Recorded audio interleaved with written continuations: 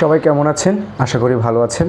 আমাদের অনূর্ধ্ব-20 পুরুষ দল সাব চ্যাম্পিয়নশিপে ফাইনালে উঠেছে। আমি অভিনন্দন জানাই দলটিকে। তবে আজকে কিন্তু গতকালের নেপালের বিরুদ্ধে যে খেলা হয়েছে সেই খেলা নিয়ে বলবো না, কারণ এই টুর্নামেন্টের শুরু থেকে এ পর্যন্ত যেভাবে চলছে তাতে যে খুব পরিবর্তন এসছে এবং কালকে যে অসাধারণ কিছু হয়েছে আসলে তা নয়। একদম গড়পড়তা খেলা, আমাদের ছেলেমেয়েরা যেভাবে খেলছে সেভাবেই খেলাটা হয়েছে। কিন্তু যে বিষয়টি নিয়ে আমি আলাপ করব সেটি হলো সুলিভান ব্রাদার্সের কেমিস্ট্রি। আপনাদের মনে থাকার কথা, এর আগের একটি ভিডিওতে আমি বলেছিলাম যে যারা যমজ থাকে তাদের আলাদা একটা যোগাযোগ থাকে, তাদের আলাদা একটা কেমিস্ট্রি থাকে, টেলিপ্যাথির মতো। তো আপনি একটা টিমে দুজন মানুষকে, সেটা খেলা হোক বা অন্য কিছুতে, যখন একসঙ্গে কাজ করাবেন তাদের কেমিস্ট্রি যতটা না ভালো হবে, দুজন যমজকে যখন একসঙ্গে কাজ করাবেন তাদের কেমিস্ট্রি অসাধারণ এবং অনেক বেশি ভালো হবে।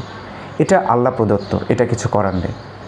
এবং সেই উদাহরণটা আমরা কিন্তু গত যে খেলাটি হলো নেপালের বিরুদ্ধে সেটা দেখলাম। কিভাবে? আপনি চিন্তা করেন যে মাত্র 3 থেকে 3.5 মিনিট আগে ডেকলান সুলিভানকে নামানো হলো এবং এই 3 মিনিটের মধ্যেই দুই ভাইয়ের খেলাটা আপনি যদি পাসিং, দুই ভাইয়ের যোগাযোগ, লং পাস, শর্ট পাস আপনি যদি খেয়াল করেন তাহলে আপনি দেখতে পাবেন যে তাদের মধ্যে যোগাযোগটা অন্য সব প্লেয়ার থেকে একেবারে আলাদা। এবং এই কয়েক মিনিটের মধ্যেই 2 থেকে 3 মিনিটের মধ্যেই ডেকলান 2টো অ্যাসিস্ট করেছে এবং সেই 2টো অ্যাসিস্ট গোলে পরিণত হতে পারত। একটা অ্যাসিস্ট করেছে ডেকলান থেকে রোনান, আবার রোনান থেকে ডেকলান, তারপরে ডেকলান পাসটা বাড়িয়েছে একদম খালি বারে আমাদের সুমনের উদ্দেশ্যে।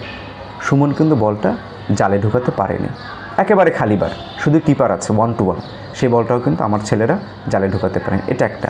দ্বিতীয় নম্বর, আবার ডেকলান থেকে রোনান, রোনান থেকে ডেকলান, আবার ডেকলান থেকে রোনান, এবং সেটাও রোনান অনেক বেশি 0 ডিগ্রিতে ছিল, যে কারণে আসলে বলটি জালে ঢোকেনি, বাট কিপার সেটি ঠেকিয়ে দিয়েছে এবং সেটা কর্নার হয়েছে। এই যে কেমিস্ট্রি, এই যে সৌন্দর্য, এই যে খেলার গতি, এটা দিয়ে কিন্তু আপনি আপনার বিপরীত দলকে ডিস্ট্রয় করে দিতে পারেন। কিন্তু আপনি দেখেন এই সিন্ডিকেটের কারণে আমরা এই শক্তিটাকে বেঞ্চে বসিয়ে রেখেছি, আমরা এই শক্তিটাকে কাজে লাগাচ্ছি না। তো আমাদের ফুটবল আসলে কীভাবে এগোবে আপনি বলেন? এবং ডেকলানের ভাই কাভান সুলিভান যে এই বিষয়টি নিয়ে পোস্ট দিতে বাধ্য হয়েছে। একটা টুর্নামেন্ট শেষ হয়ে যাচ্ছে, আপনি একজন প্লেয়ারকে বেঞ্চেই বসিয়ে রাখলেন, ইব্রাহিম নওয়াজ। গতকালকে খেলার পরে যদি আপনার তার চেহারাটা দেখতেন, আমার তো মনে হয় না সে এই টুর্নামেন্টের পরে আর বাংলাদেশ দলে ফিরবে। এবং এভাবেই কিন্তু সিন্ডিকেটরা আমাদের যে বংশোদ্ভূত প্লেয়ার তাদেরকে এনে তারা নিজের পয়সা দিয়ে, বিমান ভাড়া দিয়ে বাংলাদেশে খেলার জন্য আসে, তাদেরকে এরকম অপমান করে তাড়িয়ে দেওয়া হয়, যেটা ঘটেছে আরহাম ইসলামের বেলায়। এবং ঠিক আরহাম ইসলাম অস্ট্রেলিয়া ফিরে গেছে এবং অস্ট্রেলিয়ার অনূর্ধ্ব-20 দলে সে কিন্তু চান্স পেয়েছে এবং খেলছে। আর আমাদের এখানে দেখেন, আমাদের এই সিন্ডিকেটের হর্তাকর্তারা তাকে এবার ডাকেও নাই। এবং অনূর্ধ্ব-17তে আপনাদের মনে আছে কিনা, যখন আরহাম ইসলামকে নেওয়া হয়, সেম তাকে বল দেওয়া হয়নি, তাকে অপমান করা হয়েছে, তাকে বেঞ্চে বসিয়ে রাখা হয়েছে। তো আপনারা যদি ফুটবলকে এভাবে ধ্বংস করতে চান, আতিকুর রহমান মিশু এবং তার আশেপাশের যারা রয়েছেন, এটার দায় আপনাদেরকে নিতে হবে। আপনারা মনে রাখেন, হামজা চৌধুরীরা বাংলাদেশে এসছে, বাংলাদেশ এগিয়ে যাবে। হামজা চৌধুরী অলরেডি বলে ফেলছেন যে এই কোচ হ্যাভিয়ের কাবরেরা, তাকে কেউ চায় না। তার মানে কি, হামজা যখন এটা বলবে, তার পাশাপাশি সামিদ সোমরা বলবে, ফাহমিদুলরা বলবে, তারপরে আস্তে আস্তে এটার পরিবর্তন হবে, এবং সেটা অনূর্ধ্ব-20তেও। সুতরাং আপনারা যদি মনে করেন এসব সিন্ডিকেট করে আপনারা আপনাদের নিজেদের জায়গায় এখনও বজায় রাখতে পারবেন, তাহলে এটা ভুলে যান। বংশোদ্ভূত খেলোয়াড়রা আসছে, তারা জায়গা করে নেবে। এই যে জায়ান আহমেদ, তাদেরকে আপনারা সিন্ডিকেট করেছেন। ফাহমিদুল ইসলাম, তাকে আপনারা সিন্ডিকেট করেছিলেন, কোনো কাজ হয়নি। আজকে ফাহমিদুল ইসলাম একেবারে নিয়মিত খেলে যাচ্ছে, স্টার্টিং 11-এ ফেরাতে পেরেছেন? পারবেন না, অনূর্ধ্ব 20তেও পারবেন না। রোলান, ডেকলান, এই ইব্রাহিম নওয়াজরাই জাতীয় দলে খেলবে, কিন্তু আপনাদের যে আদু ভাই, ফয়সাল, মুর্শেদ এরা চান্স পাবে না। সুতরাং শুধু আপনাদের কারণে এদের ভবিষ্যৎটাও নষ্ট করেন না। হ্যাঁ, আর আমি এই খেলোয়াড়দেরকেও বলবো, তোমরাও তোমাদের ভবিষ্যৎ নষ্ট করো না। তোমরা হয়তো এই সিন্ডিকেটের মাধ্যমে বয়সভিত্তিক দলে চান্স পাবা, কিন্তু সেটাও আমার মনে হয় না যে খুব বেশি সামনে হবে, কারণ আস্তে আস্তে এটা চেঞ্জ হবে।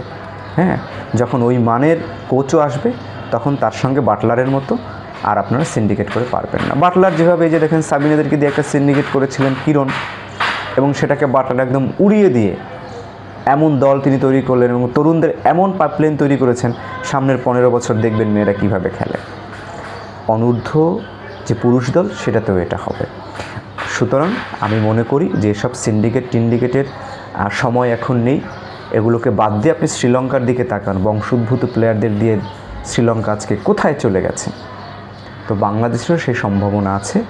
এই সিন্ডিকেটকে উড়িয়ে দিয়ে বাফুফেকে বলবো, এবং আমরা যারা দর্শক আছি আপনাদেরকে বলবো, আপনারা প্রচুর পরিমাণে কথা বলেন, আপনারা ফাহমিদুলকে ফিরিয়ে এনেছেন, আপনারাই পারবেন ইব্রাহিম নওয়াজ, আরহাম ইসলাম এদেরকে আবার ফিরিয়ে আনতে। এবং হয়তো বয়সভিত্তিক দলে অতটা বেশি প্রভাব পড়বে না, কিন্তু আমাদের জাতীয় দলে নিশ্চয়ই আমরা একটা এরকম যারা পারফর্ম করে আসবে, সেটা বংশোদ্ভূত হোক বা আমাদের আঞ্চলিক প্লেয়ার, তাতে কিচ্ছু যায় আসে না। যে পারফর্ম করবে সে টিকে থাকবে। আমরা একটা সুন্দর একটা ফুটবল কাঠামো এবং ফুটবল টিম পাবো, সেই প্রত্যাশা। একটা ভালো খবর দিয়ে আজকের ভিডিওটা শেষ করি। সিঙ্গাপুরে যখন বাংলাদেশ এবং সিঙ্গাপুরে খেলা হচ্ছে, একজন সিঙ্গাপুরের দর্শক বলছেন যে বাংলাদেশ যেভাবে ডমিনেট করে খেলছে তাতে আমার মনে হয়েছে যে বাংলাদেশ জিতবে, কিন্তু সামহাও বাংলাদেশ জিততে পারেনি। আসলে সামিদ সোমও বলেছেন যে আমাদের যতক্ষণ পর্যন্ত প্রপার স্ট্রাইকার না পাচ্ছে ততক্ষণ পর্যন্ত কীভাবে স্ট্রাইকারবিহীনভাবে গোল করা যায় সেটা আমাদের ভাবতে হবে। তার মানে তারাও কিন্তু মনে করছেন যে আমাদের প্রপার স্ট্রাইকার একেবারেই দরকার, যার জন্য আমরা পিছিয়ে আছি। হামজা বলেছেন যে এরকম করেই আমরা আসলে এগিয়ে যাব। আমি খুবই অনুপ্রাণিত। এবং আপনি চিন্তা করেন যে সিঙ্গাপুর এশিয়ান কাপে এই গ্রুপ থেকে গেছে, সেই সিঙ্গাপুরকে আমরা ডমিনেট করেছি এবং সবাই বলছে যে আমরা জিততে পারতাম। তার মানে আমরা অনেক দূর এগিয়েছি।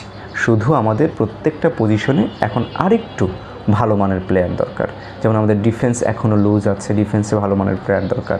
বেঞ্চে যেন ভালো মানের প্লেয়ার থাকে, কেউ যদি ইনজুর্ড হয় আমরা যেন আরেকজন ভালো মানের প্লেয়ার ওখানে রিপ্লেস করতে পারি। স্ট্রাইকার তো অবশ্যই, আমাদের দুই উইংয়ে ফাহমিদুল এবং রাকিব ছাড়া আমাদের নেই। দেখেন রাকিব নেই, আমরা একদম কানা হয়ে গেছি। সো রাকিবের রিপ্লেস আমরা যদি রাকিবের মতো আরেকজনকে পেতাম তাহলে কিন্তু আজকে আমাদের আর মানে এমন হতো না, আমরা হয়তো সিঙ্গাপুরের বিপক্ষে জয় পেতাম।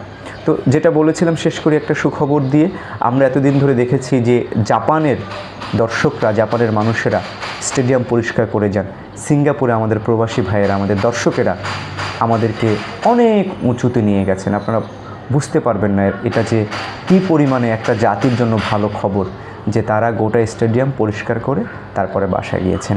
আমি এই ফুটবল প্রেমী দর্শকদেরকে আমার অন্তর থেকে ধন্যবাদ জানাই। ভালো থাকবেন সবাই। সামনে আমাদের দুটো খেলা, কালকে খেলা অনূর্ধ্ব 20-এর ফাইনাল ভারতের বিপক্ষে।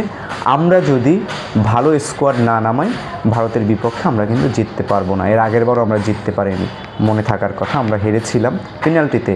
বাট এবার আমরা চাই আমাদের স্ট্রাইকার আছে রোনান সুলেমান, ডেকলান সুলেমান আছে, ইব্রাহিম নওয়াজ আছে, আমাদের মুর্শেদ আছে, ফয়সালরা আছে, আমাদের ইউসুফ আলীর মতো একজন ডেডিকেটেড আমাদের ডিফেন্ডার আছে।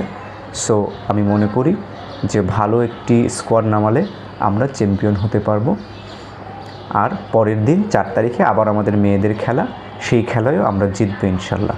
সবাই ভালো থাকবেন।